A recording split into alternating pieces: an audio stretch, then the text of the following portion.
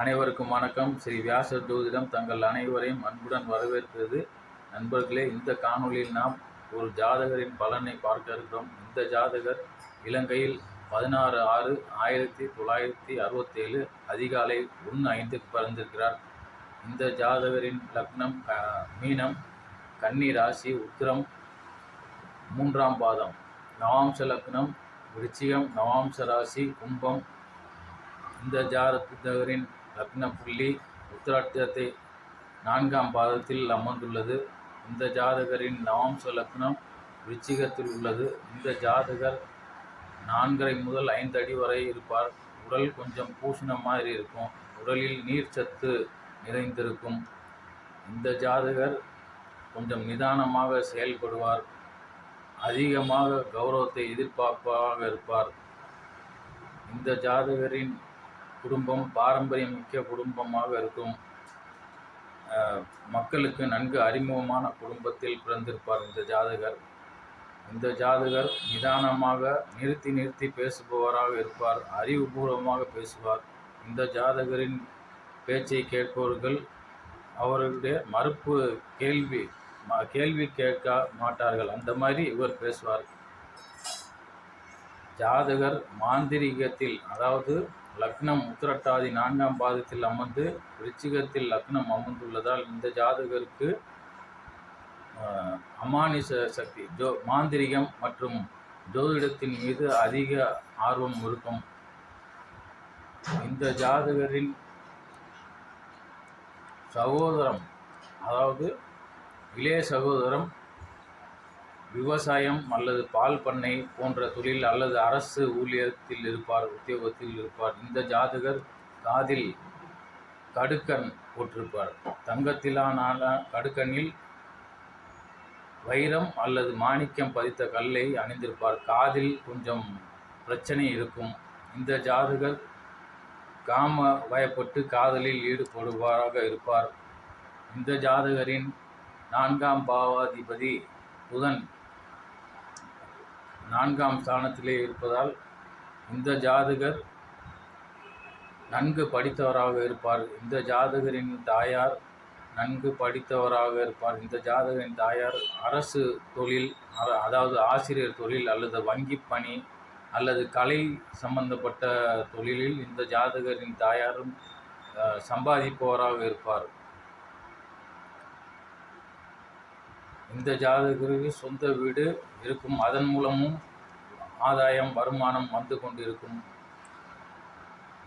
இந்த ஜாதகருக்கு 5ஆம் பாவாதிபதி சந்திரன் 6ஆம் இடத்தில் இருப்பதால் இந்த ஜாதகர் தன்னுடைய பேச்சின் அறிவின் மூலம் இவருக்கு ஆதாயம் இருக்கும். அறிவு, கலை அல்லது ஜோதிடக்கலை மூலம் இவர் ஆதாயம் தேடுபவராக இருப்பார். ஜோதிடக்கலையை கற்றுத்தருபவராக கூட இருக்கலாம் இந்த ஜாதகர். அல்லது மாந்திரீகத்தை கற்றுக் கொடுத்து அதன் மூலம் வருமானம் ஈட்டுபவராக இருக்கலாம். இந்த ஜாதகரின் புத்திர ஸ்தானம் 8ஆம் அதிபதியான சுக்கிரன் 5ஆம் பாவத்தில் இருப்பதால் குழந்தை பேரு நிதானமாக கொஞ்சம், முதலில் பெண் குழந்தை பிறந்திருக்கும். அதன் பிறகு சில வருடங்கள் பிறகு ஆண் குழந்தை பிறந்திருக்கும். இந்த ஆண் குழந்தை பிறந்தவுடன் இந்த ஜாதகருக்கு சர்க்கரை நோயால் பாதிக்கப்பட்டிருப்பார். இந்த ஜாதகரின் 6ஆம் அதிபதி சூரிய பகவான் 3ஆம் பாவத்தில் இருப்பதால் இந்த ஜாதகர் போட்டிகளில் வெற்றி பெறுவார். தன்னுடைய போட்டியாளர்களை வெற்றி பெற்றாலும் அதனால் இவருக்கு பெரிய ஆதாயம் இருக்காது. ஏனெனில் சூரியனுக்கு இடம் கொடுத்த சுக்கிர பகவான், அதாவது 3ஆம் அதிபதி 5ஆம் இடத்தில் அமர்ந்திருப்பதால், வெற்றி ஸ்தானத்துக்கு 12ஆம் பாவத்தில் அமர்ந்திருப்பதால் இவருக்கு அந்த வெற்றியின் கிடைத்தாலும் அதன் மூலம் பெரிய அளவுக்கு ஆதாயம் இருக்காது. இந்த ஜாதகரின் 7ஆம் பாவாதிபதி புதன் 4ஆம் இடத்திலே இருக்கிறார். இந்த ஜாதகர் தன்னுடைய அத்தை அல்லது மாமன் மகள் அவர்களை இரத்த உறவில் திருமணம் முடித்திருப்பார். காதலித்து திருமணம் முடித்திருப்பார். இந்த காதலுக்காக இவர் தற்கொலைக்கு முயன்றிருப்பார். ஏனெனில் 11 மற்றும் 12ஆம் அதிபதி சாரம் பெற்றிருக்கிறார் குரு பகவான். ஆகையால் இவர் தற்கொலைக்கு முயன்று அதன் பின் இந்த காதலில் திருமணம் நடந்திருக்கும்.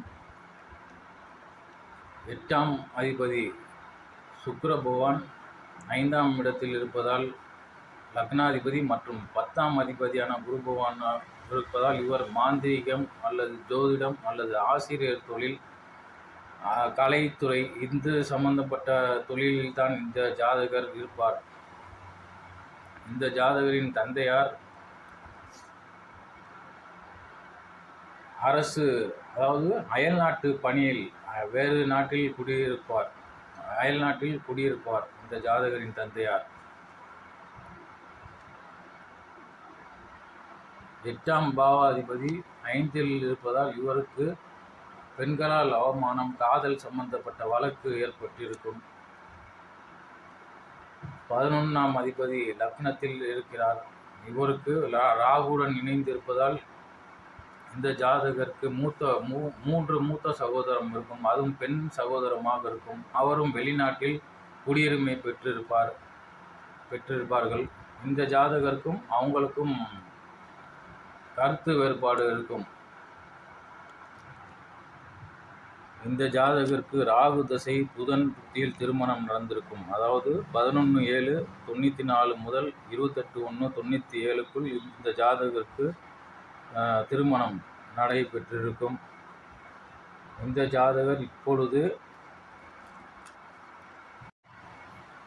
இந்த ஜாதகருக்கு தற்பொழுது சனி தசையில் புதன் புத்தி நடக்கிறது. சனி தசை பகவான் தசை 29/7/20 முதல் 2/8/23 வரை சனி தசையில் சனி புத்தியும், தற்பொழுது 2/8/23 அதாவது ஆகஸ்ட் 23 முதல் 11 ஏப்ரல் 26 வரை புதன் புத்தி. புதன் இவருக்கு பாதகாதிபதி, மாரகாதிபதி ஆகிறார். மேலும் சனி பகவான் இவருக்கு மாரகாதிபதி ஆகிறார்.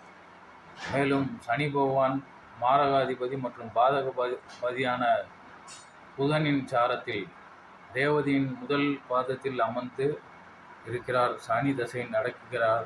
ஆகையால் இந்த ஜாதகர் இந்த புக்திகளில் எச்சரிக்கையுடன் இருக்க வேண்டும். சரி நண்பர்களே, அடுத்த ஒரு காணொளியில் வேறொரு தலைப்புடன் சந்திக்கிறேன். அதுவரை நன்றி, வணக்கம். மேலும் இந்த வீடியோ சம்பந்தமாக நீங்கள் உங்கள் கருத்துக்களை தெரிவிங்கள். நன்றி, வணக்கம்.